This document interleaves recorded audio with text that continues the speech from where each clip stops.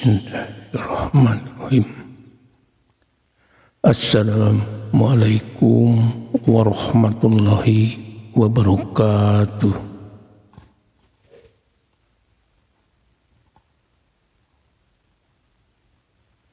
Para wargi dulur-dulur simkuring anu teu satya mikarestun mikasono kana carios-carios Sunda pidangan andang SR Gayuda Channel nuju di mana we ayana. Boh kanu ceketna kanu tebihna pon kitu deui kanu nuju ngalanglang buana di mancanagara. Wilujeng patepang deui sareng simkuring dina ngareah-reah sastra sareng budaya Sunda supados tetep nanjung dina kehidupan urang Sunda. Kalian dina wujud anu didugikeun ku pribados nyaeta carios Sunda atanapi dongeng.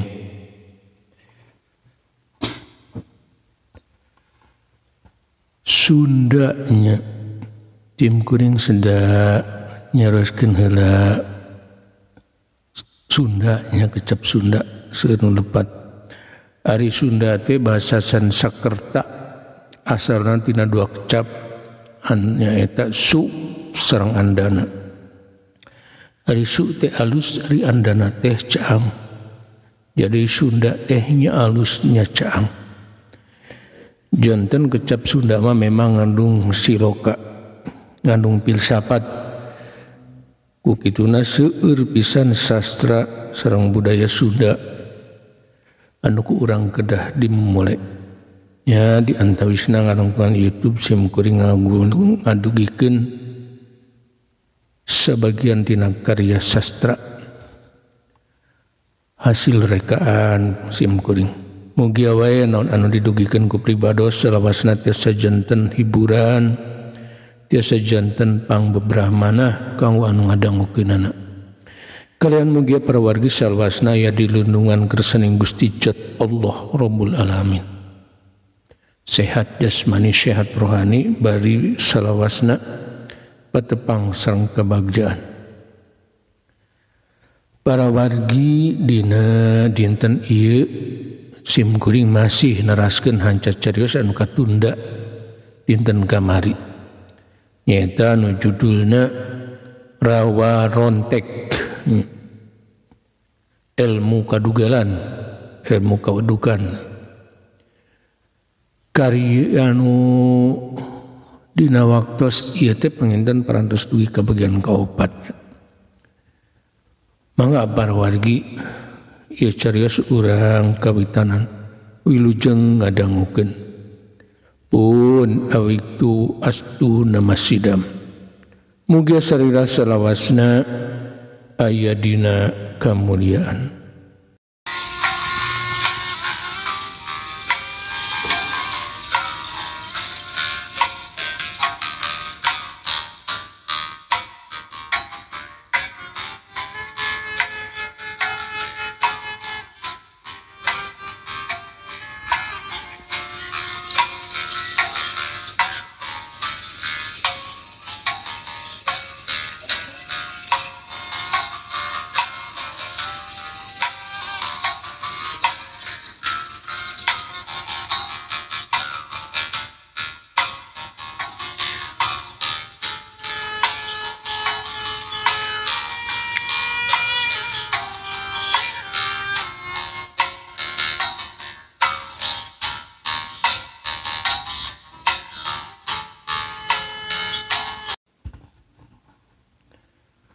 Rawa Rontek bagian kaopat karyana Andang S. Argayuda karya simkuring.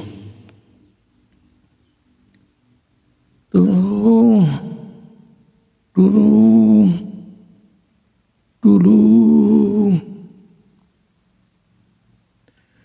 dina remeng-remengna cahya bulan anu keur bijil sapasi aya anu minta tulung ku sora anu halon sorana awor dina hiur angin anu nyecep tiis. Tapi Wisnu teu kapangaruhan sabab Wisnu niat rek mepet pancadria rek semedi meungpeung keur aya di alam bebas anu sepi jempling. Wisnu rek nyobang hirupkeun batina sangkan weruh kana kaayaan alam gaib. Tulung sora anu minta tulung karingeun deui sada sora awewe sorana kadang deket kadang ukur hawar-hawar ka bawah hiur angin teu puguh ti mana datangna eta sora. Wisnu ngadadak curinghak bulu pundukna ting puringkak keur kitu hiap bau rampe nyerit irungna. Anjing titungtung lembur kareunge babaung mani melung. Manuk jurig jugag jegug teu jauh ti Wisnu kamandaka. Angin ngadadak humiliwir halon dembus sungsum balung. Laju Wisnu ngareret ka lebah datangna sora. Breh dina kelemangna popoek peuting. Jirim anu ti tadi minta tulung teh keur ngajanteng teu pati jauh ti manehna. Awakna jangkung lenjang, rambutna kandel hideung galing muntang. Ngarumai panjang nutupan tonggongna, ririaban keanginkeun. Wisnu kamandaka surti kana kaayaan. Laju manehna sidakep sinuku tunggal mampatkeun aji pangawasana dina bab ilmu gaib.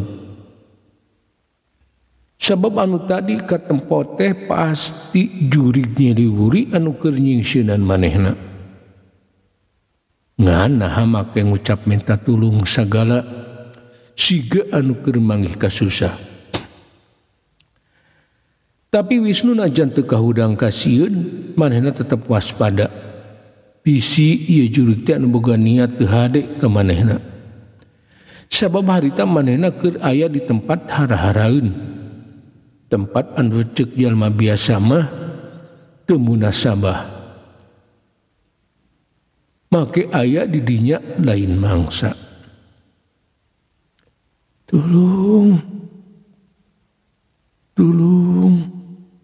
Tulungan abdi Kang. Deui sora jurig teh ngucap minta tulung. Siga anu taya riuk-riuk sinan ku Wisnu anu keur ngawatek ilmu gaibna. Sorana melas melis pikarunyaeun siga nya anu keur manggih tunggara.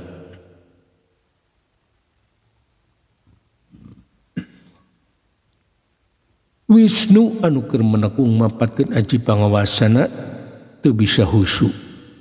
Sabab sora anu minta tulung lir nembus dulurung jiwana.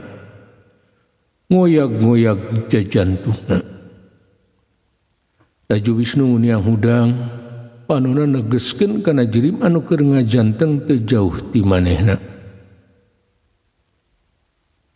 Hei jurig, ulah ganggu ka kula. Kula mah teu sieun ku jurig siga anjeun. Mending ka ditu nyingkah sing jauh. Wisnu kahudang amarahna kita jurig sabab geus kumawani nyingsieunan. Tulungan abdi Kang. Deui eta jurig awewe teh minta tulung siga anu teu sineun ku omongan Wisnu anu ngusir-ngusir dirina. Saha atuh anjeun teh make kumawani ngajung jurigan ka kaula kawas nu teu apal bae. Kula mah tarasieun ku jurig nyaho. Wisnu rada kasar nanyana teh. Dakat ku keheuleun sabab ieu jurig teh bet teu sieun ku dirina. Padahal Wisnu teh geus mapatkeun jampe panyinglar. Tapi ieu jurig awewe anu mirupakeun kuntilanak teh bet daya riuk-riuk nu boga kasieun. Ampun praluna Kak.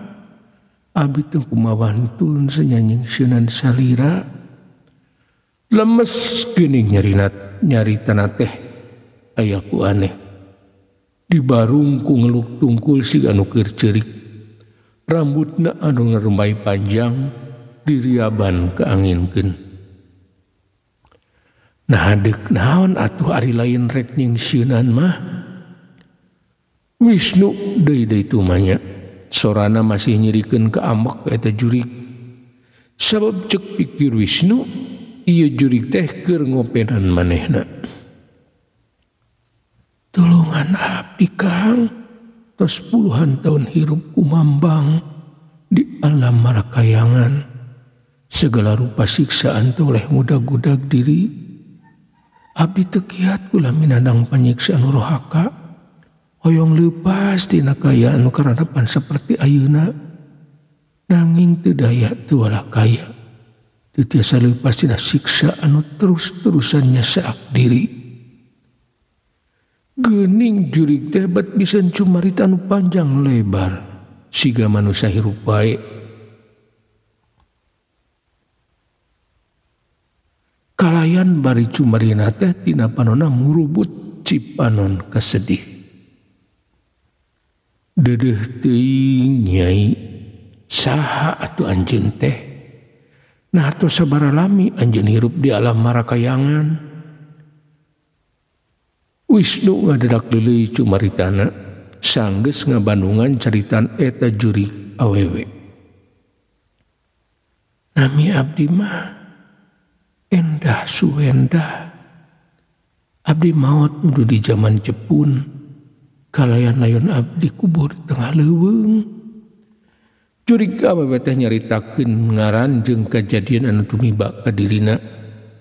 Bari kituna teh panonna anu beus neuteup ka Wisnu. Luk tungkul alum dumareuda.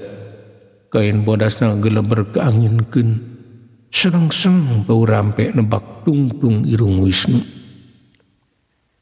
Di zaman Jepun, naon Jepun teh? Wisnu teu ngartieun kana basa nu diucapkeun ku eta jurig awewe. Jamanipun Akang pami ayeuna mah Jepang namina teh. Jurig awewe teh horeng mangrupakeun arwah marakayangan anu maotna cenah di zaman keur jajah ku Jepang. Anu harita mah diserbutna Jepun. Duh, nah aku ngalalakona bat nepi ka dikubur di jero leuweung sagala. Wisnu jadi kapapanjangan tumanya. Manehna panasaraneun ku jurig awewe anu keur aya di hareupeunana.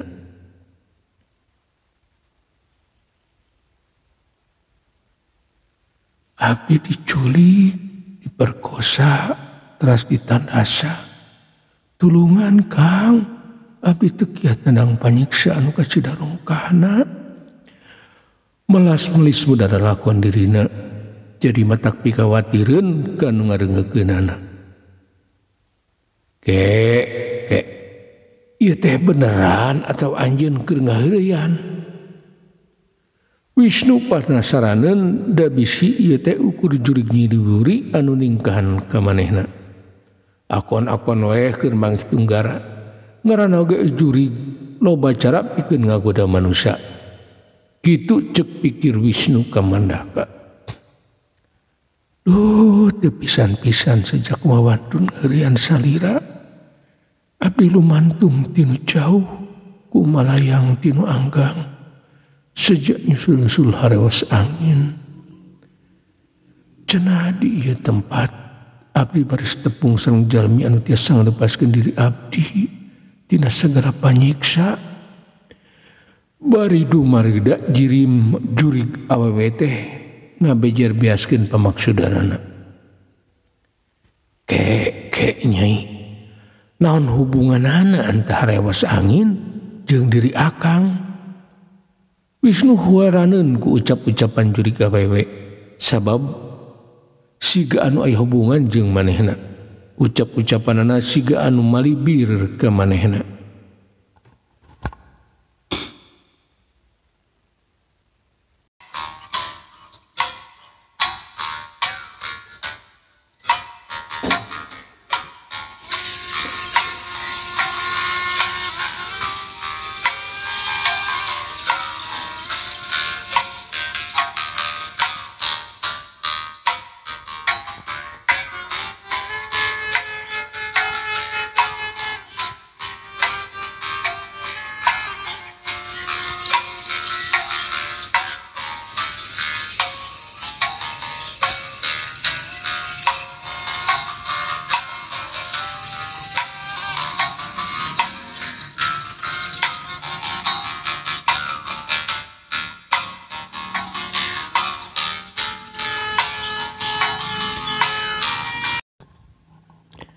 ke punten ngasuhila sakedap para wargi biasa simkuring sejang ngiring emutan ke para wargi anu kalarasa nuju ngadangukeun ieu dongeng utamina pangintennya kanu nemean bilih YouTube na teu acan di-subscribe punten di-subscribe heula nya teu esane supaya dimana simkuring medar di lalakon enggal dina kalajenganana tiasa langsung nembongan dina YouTube para wargi kalayan tong hilap like-na oge komentarna hatur nuhun kana perhatosanana mangga urang ngajengkeun para wargi.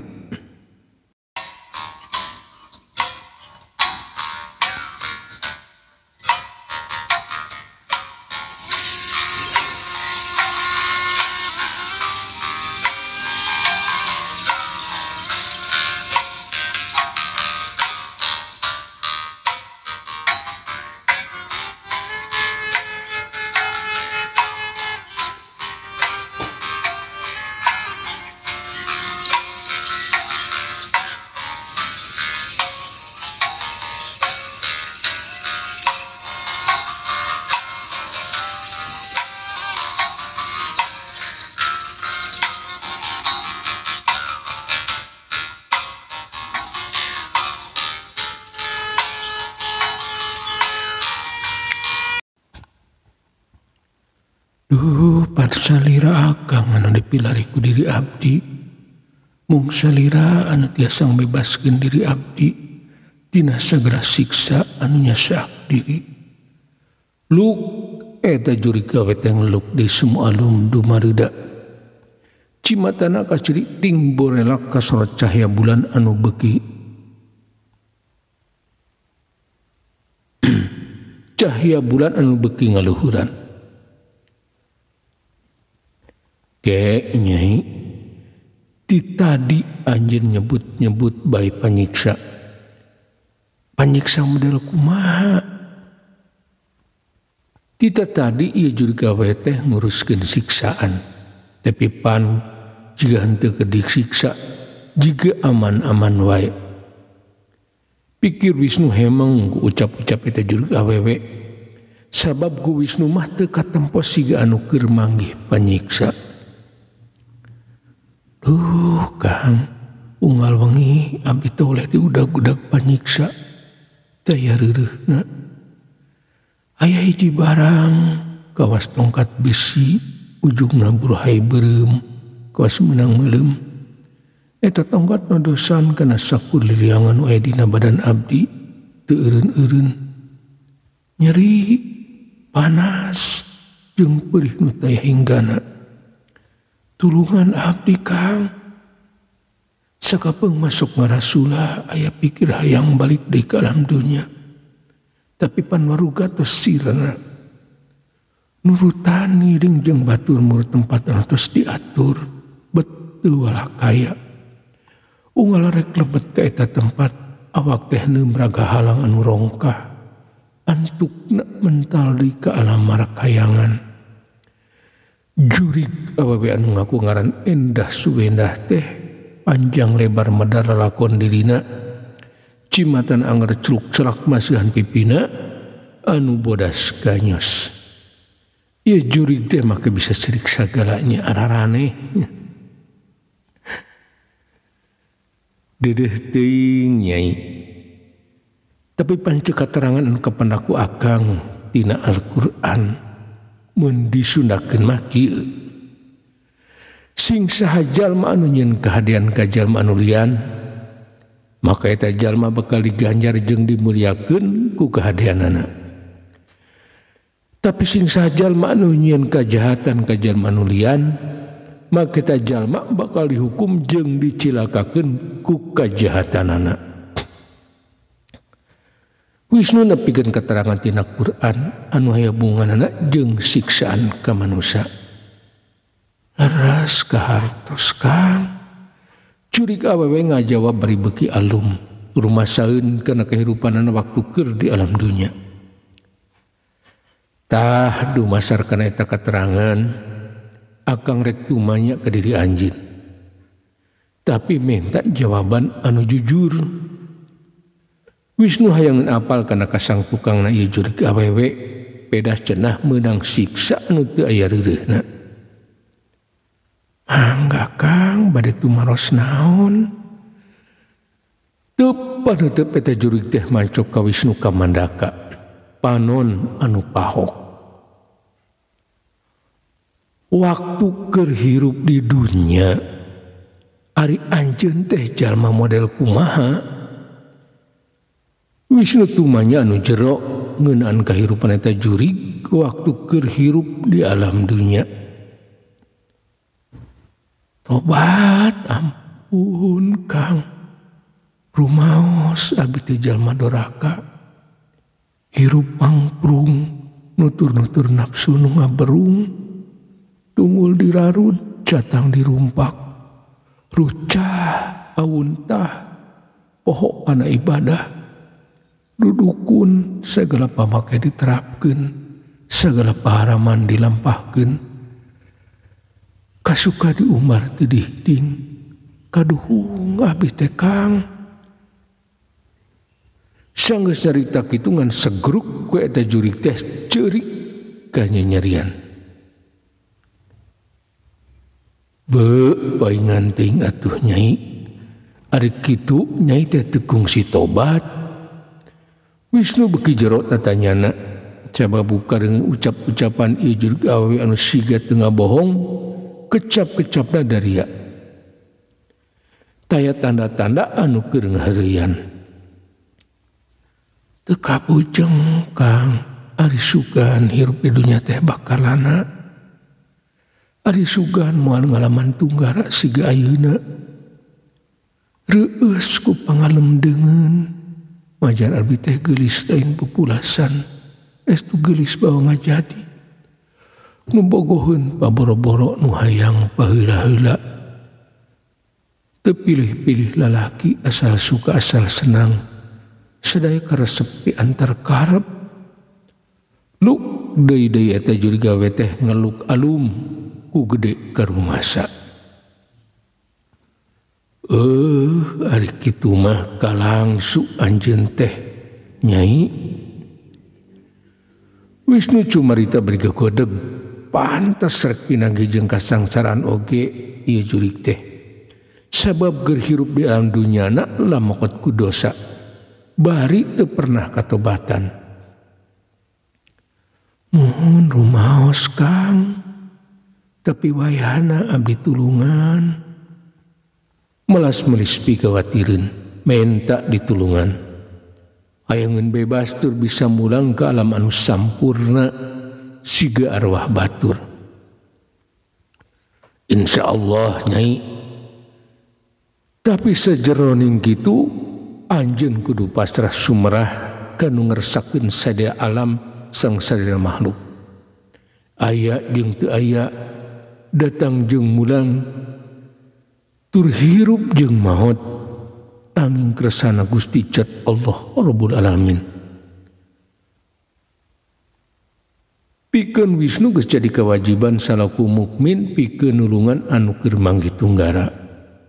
Tapi dina ieu nulungan jurig anu marakayangan kelan manggih siksaan anu kacidarongkahna teu bisa sagawaya. Kudu make tata cara anu hikmat, anu husu, anu gumulung karena pangarsaning Gusti Allah. Ku kita Wisnu minta sakana eta jurid banglas ikhlas saikhlas-ikhlasna masrahkeun segala kejadian kana kersaning Zat Allah. Sumangga Kang abdi sumerah. Nyalitana dari anaker aya tanda-tanda jiga jurig nyeliwuri. Nu katingali teh jirim anu keur sumerah pasrah. Sok atuh tah bereskeun rambut anu aut-autan teh katukangkeun. Wisnu titah ngaberesan buk eta jurig sabab aut-autan teu puguh. Si jurig awewe langsung ngabersan rambutna kuramo dikatukangkeun. Panjang tur kandal hideung nuruban tonggongna. Saterusna sanggeus kunyam-kunyam mapatkeun aji pangawasana. Ceg rambut timal panjang teh dikepeul pageuh ku Wisnu ka Mandaka. Saterusna diulang sateker kebok bari babacaan. Masya Allahu qadirun abadan abada. Ngan sakitu babaca dan ditarikeun ku Wisnu. Saterusna mah ukur kunyam-kunyam. Tobat ampun. Curi awewe teh koceak dengek. Jiri manusia kunti teh ngajerit maratan langit ngoceak maratan jagat. Rumpuyuk eta jirim teh ambruk kana lemah. Teu daya teu walakaya. Sot rambutna dilepaskeun ku Wisnu. Us jirim tadi robah wujud jadi haseup bodas. Laju ngiles sirna ke bawah angin. Peuting rehe deui, jempting deui. Tapi hawar-hawar ti kaanggangan aya sora meulahkeun simpena peuting. Wilujeng kantun Kang, atur nuhun. Sora jurig awewe tadi manehna geus leupas ti alam marakayangan. Sorana awor ke bawah angin anu ngadak-ngadak ngagelebug. Laju simpe deui taya sora anu kadenge. Alhamdulillahi Rabbil Alamin. Jung nyai dijajabkeun ku pangdoa. Mugi anjeun kenging pangampura ti Gusti Allah. Wisnu ngajurung laku ku pangdoana. Patena bungangang sabab geus bisa ngabantu ka arwah anu kasasar.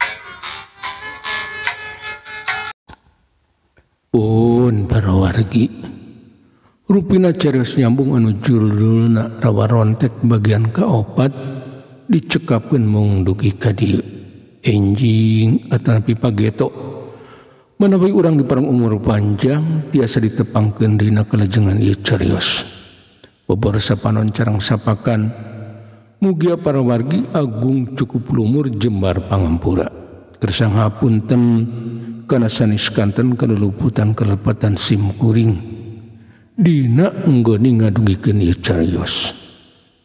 Wilujeng kantun para wargi.